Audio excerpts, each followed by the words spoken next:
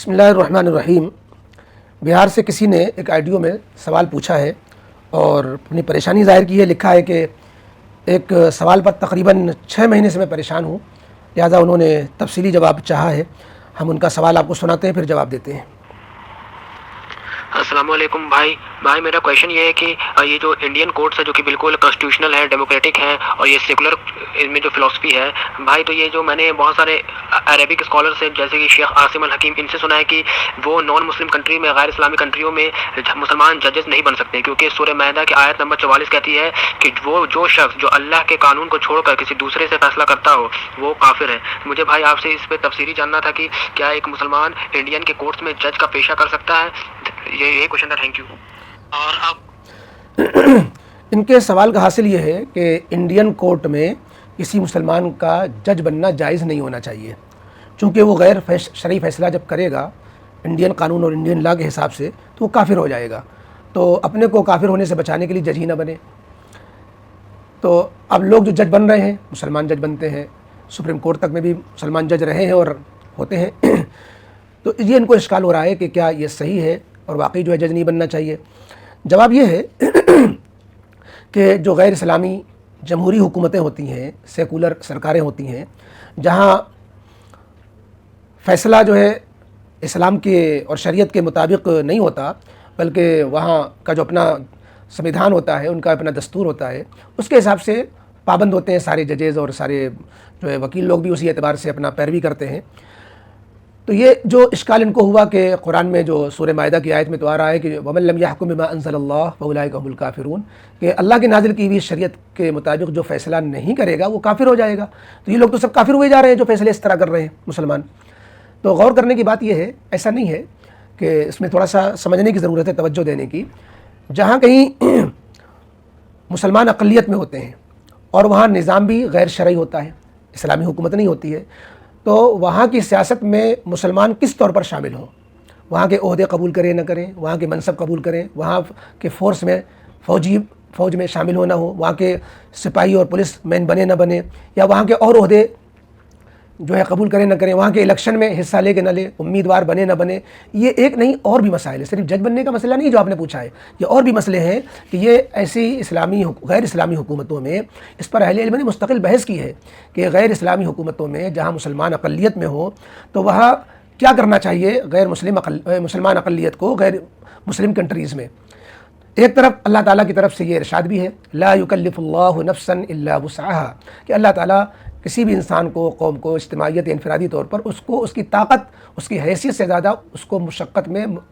نہیں ڈالتا، اس کو اس کی تکلیف مکلف نہیں بناتا۔ اور دوسری طرف شریعت کا ایک مشہور ضابطہ ہے، اس سے آپ کو مسئلہ حل کرنے میں بہت رہنمائی ملے گی، من ابتلی ببلیتین فلیختر احونہما، کہ جو آدمی 2 مصیبتوں میں گرفتار ہے تو اس کو ہلکی مصیبت کو چن لینا چاہیے بڑی مصیبت سے بچنے کے لیے۔ اب دیکھنا یہ ہے کہ غیر مسلم حکومتوں میں مسلمانوں کا کنارہ کش ہو کر کے زندگی گزارنا، اور کہ بینک میں کوئی شامل نہیں ہوگا، کوئی فوج میں شامل نہیں ہوگا، کوئی پولیس مین نہیں بنے گا، چونکہ سب میں جو ہے غیر شرعی چیزیں کرنی پڑ جاتی ہیں، اور اسلامی کے مطابق تو سب جو ہے ساری جنگیں نہیں ہوتی، لہذا جو ہے کوئی جج نہیں بنے گا۔ تو ایسی صورت میں کیا مسلمانوں کا زیادہ نقصان اس میں ہوگا کنارہ کش ہونے میں، یا ان میں شامل ہونے میں زیادہ نقصان ہوگا؟ تو سب یہی کہتے ہیں بالاتفاق کہ بالکل کنارہ ہو جانے میں، کہ الیکشن سے بھی دور ہو جائے، سیاست سے بھی دور ہو جائے، ووٹس میں بھی حصہ نہ لیں، کوئی عہدہ بھی قبول نہ کریں، تو ایسی صورت میں یہ ولا تلقوا بایدیکم الی التہلکہ ہو جائے گا، یعنی اپنے آپ کو ہلاکت میں ڈالنا جس سے منع کیا گیا ہے۔ لہذا اس سے بچنے کے لیے جو قرآن کریم کی دوسری رہنمائیاں ہیں اس سے فائدہ اٹھایا جائے گا، کہ جو آدمی مجبور ہو جائے، اور جو ہے یہاں تک کہا گیا کہ اگر کلمہ کفر کہنے پر کوئی مجبور ہو جائے اور دل میں اپنے ایمان کو محفوظ رکھتے ہوئے مجبوری میں کلمہ کفر اگر بک بھی دیا اور بعد میں توبہ کر لی، دل میں ایمان سلامت تھا، تو وہ کافر نہیں ہوگا۔ اب یہاں پر آئیے اپنے مسئلے پر، جو لوگ غیر اسلامی حکومتوں میں، سیکولر اسٹیٹ میں جج بنیں گے تو ظاہر ہے کہ وہ فیصلہ اسلام کے مطابق نہیں کریں گے۔ اب قرآن کی آیت جو آپ فرما رہے کہہ رہی ہے وَمَن لَمْ يَحْكُم بِمَا أَنزَلَ اللَّهُ فَأُولَٰئِكَ هُمُ الْكَافِرُونَ، کہ جو اللہ نے نازل کیا اس کے خلاف جو فیصلہ کرے گا وہ کافر ہو جائے گا۔ تو اصل یہاں پر 2 باتیں ہیں، ایک یہ ہے کہ اللہ کے فیصلے کو غلط سمجھتے ہوئے اس کے خلاف فیصلہ دے گا وہ کافر ہوگا، لیکن اللہ کے فیصلے کو غلط نہیں سمجھ رہا ہے،